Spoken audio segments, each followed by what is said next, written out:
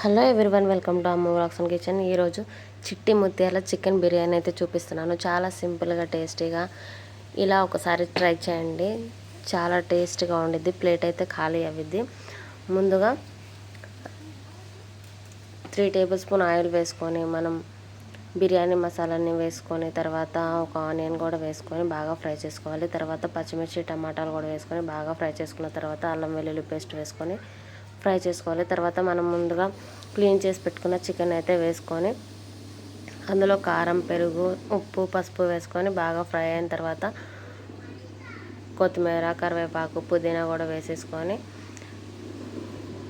మనం నానబెట్టుకున్న రైస్ని వేసుకొని కప్పుకి 2 కప్పులు వాటర్ పోసుకొని 1 విజిల్ వచ్చిందాకా ఉడికించుకుంటే చూడండి ఎంతో సింపుల్ అయిన టేస్టీ అయిన చిట్టి ముత్యాల చికెన్ బిర్యానీ అయితే రెడీ అయిపోయింది ఫ్రెండ్స్. ఈ వీడియో కనుక నచ్చినట్టయితే ప్లీజ్ సబ్స్క్రైబ్ చేయండి, అలాగే లైక్ చేయండి.